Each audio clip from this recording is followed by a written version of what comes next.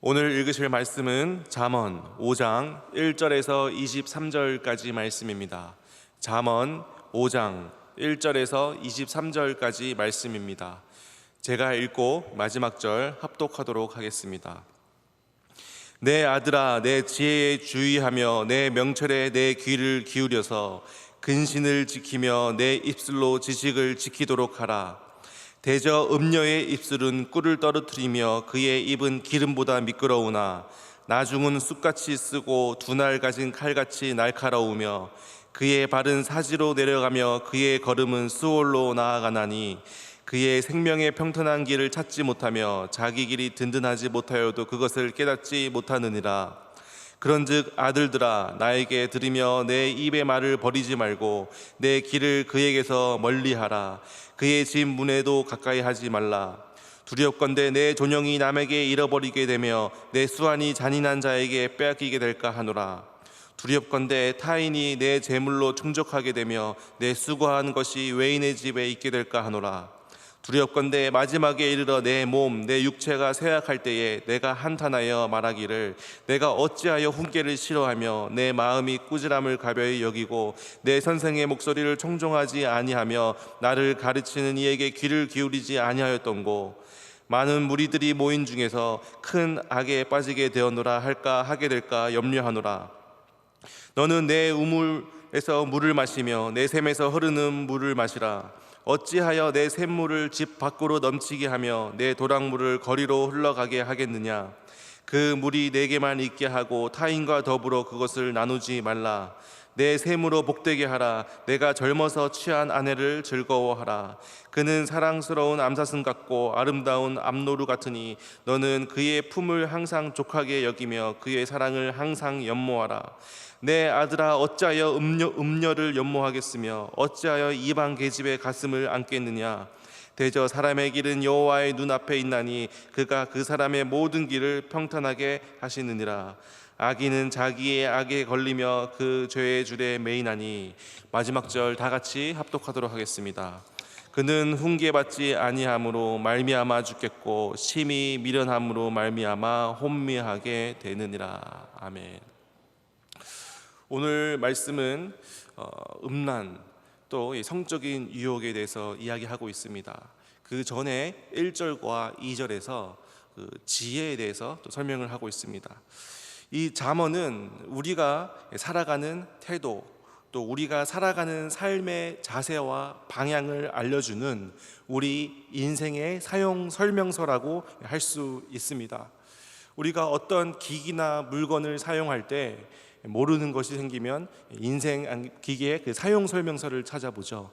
마찬가지로 우리의 인생 가운데 중요한 순간에 우리가 찾아봐야 할 것이 인생 사용 설명서, 바로 잠언이라는 것입니다. 그래서 우리가 매일같이 아침마다 이 잠언을 읽고 있는데 우리 1장부터 7장까지 계속해서 반복되는 첫 시작이 있습니다. 바로 아들아라는 단어로 시작이 됩니다. 이 단어가 반복된다는 것은 그만큼 중요하기 때문이겠죠. 왜 이렇게 잠언은 이 아들을 강조하고 있는가? 이 아들아라는 것은 이 잠언의 기자가 실제로 자신의 아들에게, 그리고 가장 사랑하는 사람들 또 백성에게 주는 가장 인생의 중요한 가르침이기 때문입니다. 내가 인생을 살아보니까 인생에서 가장 중요한 것이 바로 이러한 것이더라.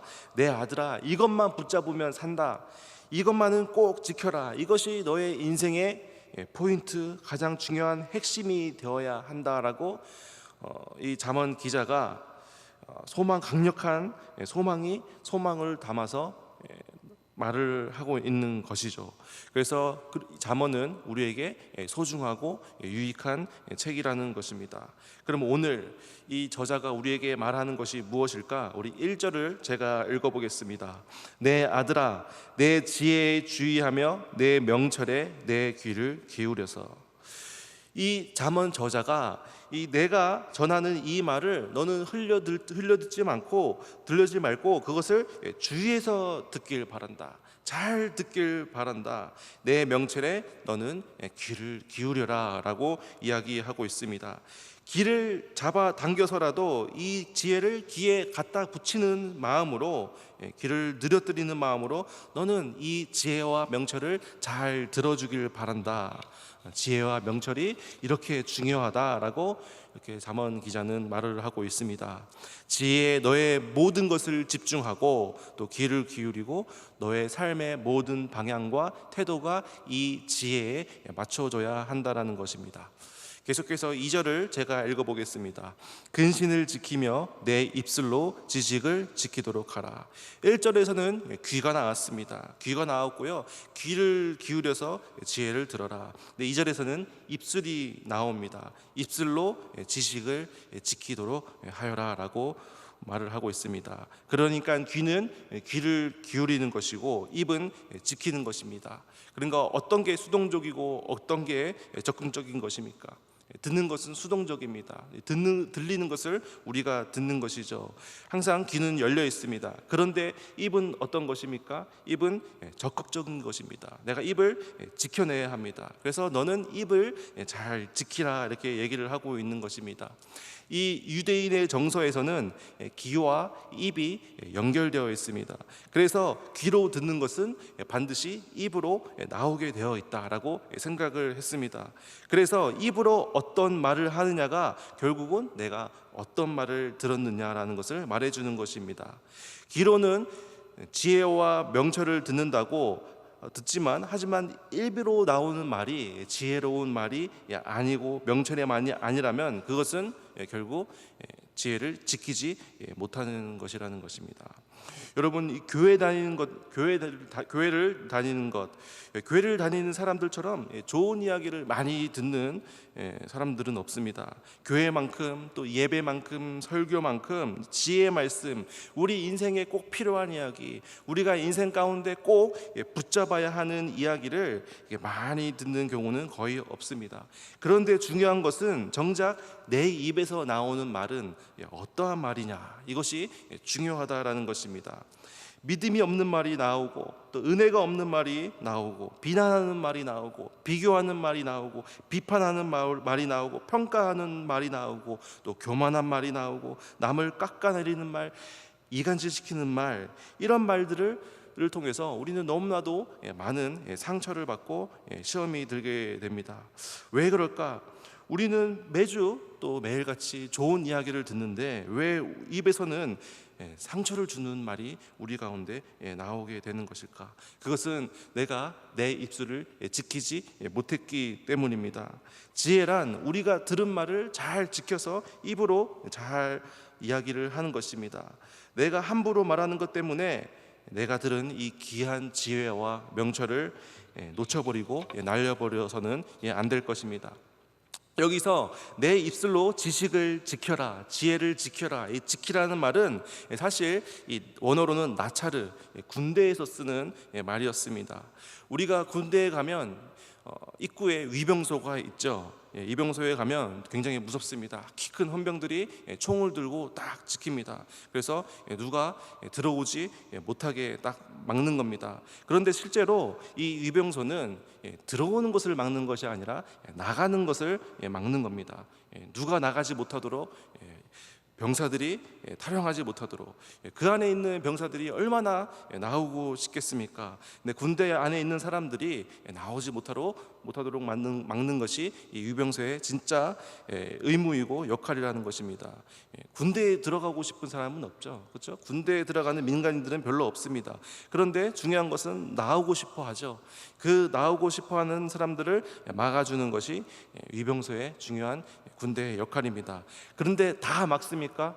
그렇지 않죠. 꼭 나가야 되는 병사들, 훈련에 나간다던가 작전을 수행해야 한다던가 아니면 휴가나 외출에 나가는 사람들은 또 보내줘야 됩니다.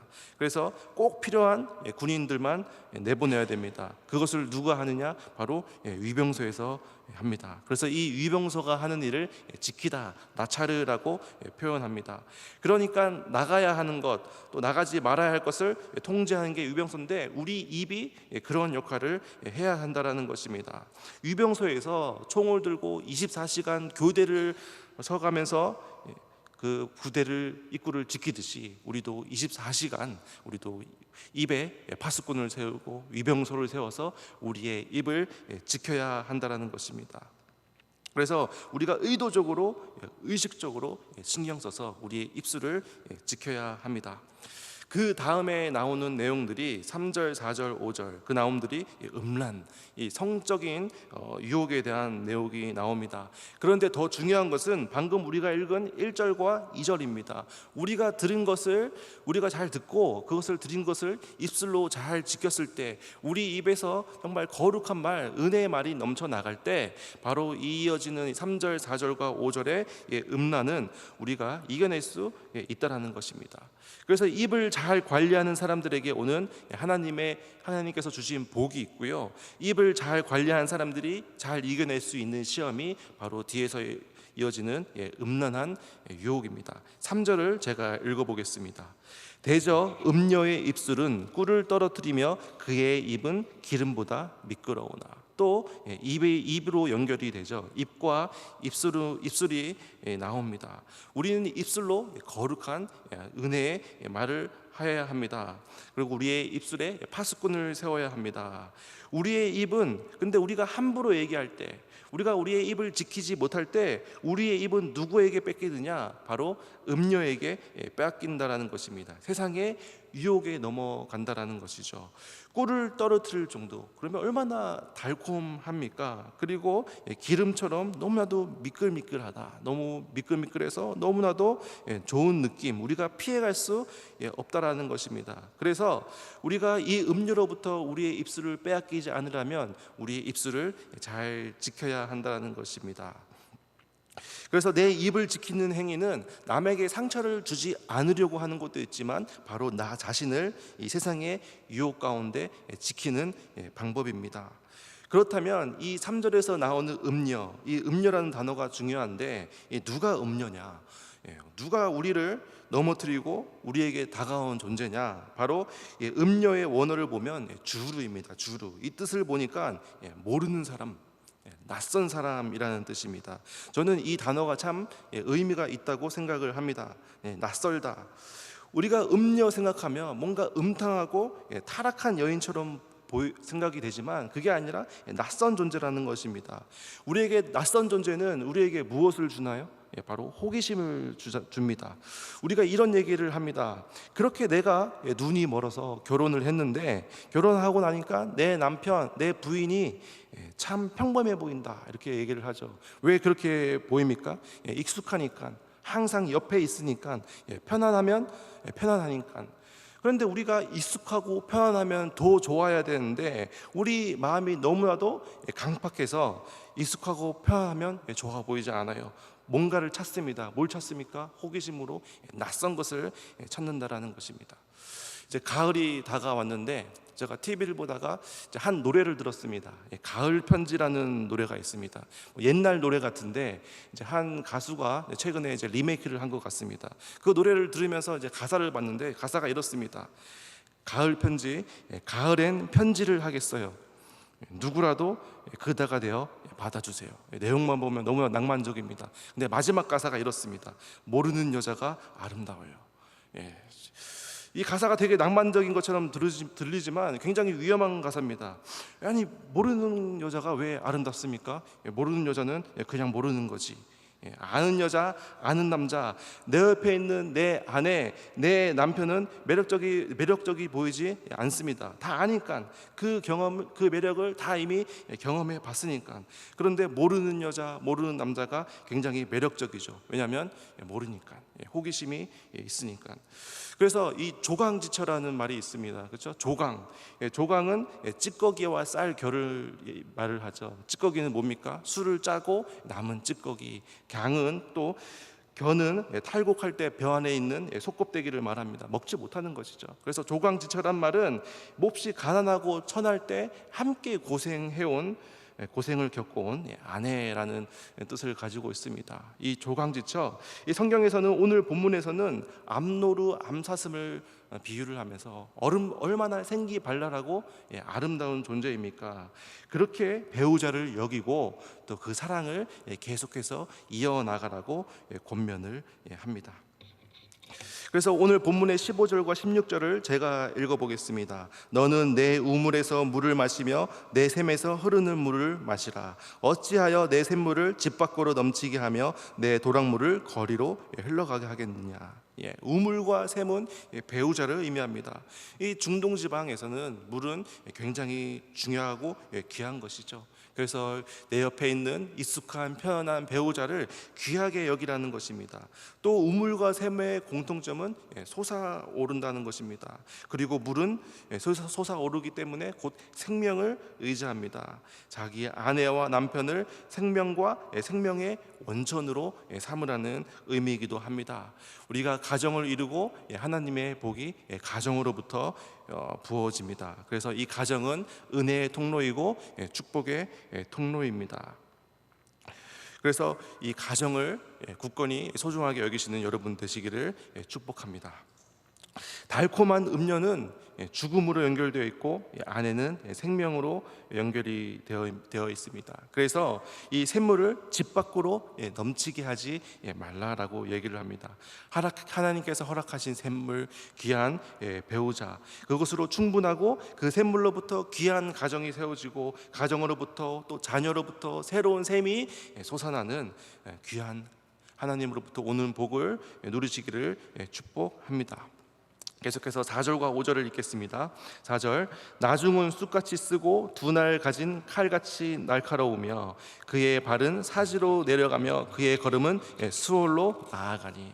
그 음녀의 달콤한 입술, 또 그 미끌미끌한 정말 부드러운 입술이 결론적으로 결국은 어떻게 되냐, 나중은 쑥같이 쓰고 두 날 가진 칼처럼 날카롭다라고 성경 기자는 이야기하고 있습니다. 쑥이라는 것이 우리는 떡으로 먹고 끓여 먹고 좋은 음식이지만, 건강한 음식이지만 이 당시 히브리인의 정서로는 쑥은 독초였습니다. 쓴 것이었습니다. 그래서 이 출애굽을 한 이스라엘 백성들이 정말 목이 마를 때 그 물을 마셨는데 그 물이 너무나도 쓴 물이었기 때문에, 마시지 못하는 물이었기 때문에 그 장소를 마라라고 부르는 경우도 있었습니다. 그리고 또 흉년의 피해를 입어서 이 모압 땅으로 간 이 나오미가 10년을 지나서 베들레헴에 다시 돌아왔을 때 사람들이 나오미가 아닌가라고 얘기를 했지만, 나오미는 나를 나오미라 부르지 말고 마라라고 불러라라고 이렇게 얘기했죠. 이렇게 마라, 쓴 것은 결국 저주, 고통을 주는 것을 의미합니다. 그래서 이 음녀의 달콤한 입술과 이 미끌미끌한 입술은 너무나도 매력적으로 보이지만 그것은 먹을 수 없는 것, 고통을 주는 것, 쓴 것이라는 것입니다. 그리고 이 음녀는 두 칼을 가진 칼같이 날카롭다라고 이야기합니다. 칼을 뜻하는 한자 단어가 두 개가 있죠. 도와 검이 있습니다. 이 도와 검이 어떤 차이가 있습니까? 도는 날이 하나가 있습니다. 그래서 우리가 주방에서 쓰는 칼을 식도, 그리고 또 과일을 깎을 때 쓰는 칼을 또 과도, 이렇게 표현을 하죠. 그런데 검은 날이 두 개입니다. 그래서 우리가 양날의 검이라고 표현을 합니다. 한쪽 날은, 이 음료는 너무나도 매력적으로 보이고 너무나도 달콤하게 보이지만 그 이면 다른 칼에는 바로 그 결과에는 수월, 지옥이 기다리고 있다라는 것입니다. 검은 날이 두 개인데 왜 날을 두 개로 만들었습니까? 더 치명적인 무기로 만들기 위해서 날을 두 개로 만들었죠. 도는 날이 하나이기 때문에 베는 것이지만 검은 찌르는데 살상에 최적화된 무기입니다. 치명적인 무기입니다. 그래서 음료는 이와 같이 우리의 삶 가운데 치명적인 것이라는 것입니다. 그래서 우리가 피해야 됩니다. 음료의 말을 따르는 길은 처음에는 달콤하고 기름처럼 부드럽지만 한순간에 찌르는 무기가 됩니다. 그리고 죽음의 길, 사지, 스월로 우리의 영혼을 인도한다는 것입니다. 끔찍합니다. 그래서 8절 제가 읽어보겠습니다. 내 길을 그에게서 멀리하라. 그의 집 문에도 가까이 가지 말라. 그래서 이 성경 기자는 그 음란한 유혹, 성적인 유혹을 멀리하고 집 문 앞에서도 얼씬거리지도 못하게 하라고 권면하고 있습니다. 가까이 있으면 물들기 때문입니다. 기름 공장에서 일을 하면서 옷에 기름이 묻지 않을 수 없고, 또 밀가루 공장에서 일하면서 옷에 밀가루가 묻지 않을 수 없죠. 이와 마찬가지입니다. 우리는 이러한 성적인 유혹, 그리고 또 그것을 넘어서 우리의 죄를 가까이 두지 않고 끊어버려야 한다는 것입니다. 이것이 하나님께서 우리의 삶 가운데 원하시는 거룩의 습관입니다. 그래서 오늘 말씀을 정리하도록 하겠습니다. 오늘 말씀을 통해서 우리가 귀로 듣는 것, 지혜를 가까이 여겨야 합니다. 그리고 우리 입으로 나오는 우리의 입을 지켜야 할 줄을 믿습니다. 그리고 또 이제 우리가 음란을 끊어내야 하고, 그리고 또 우리가 입을 지켜서 음란 죄로부터 우리는 보호해야 합니다. 그리고 하나님께서 허락하지 해주신 너무나도 귀한 샘물, 우물을 우리는 사랑하고 우리는 귀하게 여겨서 귀한 가정을 이루어야 될 줄을 믿습니다. 기도하겠습니다.